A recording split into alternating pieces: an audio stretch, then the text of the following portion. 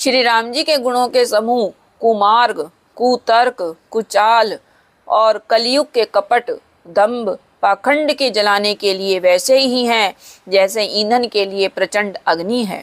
रामचरित्र पूर्णिमा के चंद्रमा की किरणों के समान सभी को सुख देने वाले हैं, परंतु सज्जन रूपी कुमुदिनी और चकोर के चित्त के लिए तो विशेष हितकारी और महान लाभदायक है। जिस प्रकार श्री पार्वती जी ने शिवजी जी से प्रश्न किया और जिस प्रकार से श्री शिवजी जी ने विस्तार से उसका उत्तर कहा, वह सब कल्याण कारण मैं विचित्र कथा की रचना करके गाकर सुनाऊंगा। जिसने यह कथा पहले न सुनी हो वह इसे सुनकर आश्चर्य में ना जाए। जो ज्ञानी इस विचित्र कथा को सुनते हैं वह यह जानकर आश्चर्य नहीं करते कि संसार में राम की कथा की कोई सीमा नहीं है। राम कथा अनंत है।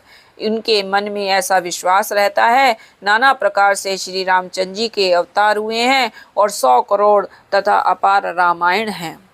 एक ही रामचरितमानस नहीं है। कल्प भेद के अनुसार श्री हरि के सुंदर चरित्रों को मुनीश्वरों ने अनेकों प्रकार से गाया है। हृदय में ऐसा विचार कर संदेह न कीजिए और आदर सहित प्रेम से इस कथा को सुनिए। श्री रामचंद्र जी अनंत हैं, उनके गुण भी अनंत हैं और उनकी कथाओं का विस्तार भी असीम है। अतः जिनके विचार निर्मल हैं वे इस कथा को सुनकर आश्चर्य नहीं मानेंगे। इस प्रकार सब संदेहों को दूर करके और श्री गुरु जी के चरण कमलों की रज को सिर पर धारण करके मैं पुनः हाथ जोड़कर सबकी विनती करता हूँ, जिससे कथा की रचना में कोई दोष स्पर्श न करने पावे। अब मैं आदर पूर्वक श्री शिव जी को सिर नवाकर श्री रामचंद्र जी के गुणों की निर्मल कथा कहता हूँ। श्री हरि के चरणों पर सिर रखकर सम्मत 1631 में इस कथा का आरंभ करता हूँ। ये कथा 1631 में प्रारंभ हुई थी। चैत मास की 9वीं तिथि थी और मंगलवार को श्री अयोध्या जी में यह चरित्र प्रकाशित हुआ। जिस दिन श्री राम जी का जन्म होता है, वेद कहते हैं कि उस दिन सारे तीर्थ वहाँ अयोध्या जी में चले आते हैं।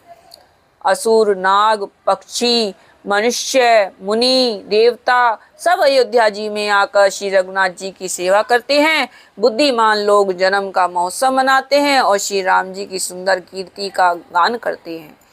सज्जनों के बहुत से समूह उस दिन श्री सरयू जी की पवित्र जल में स्नान करते हैं और हृदय में सुंदर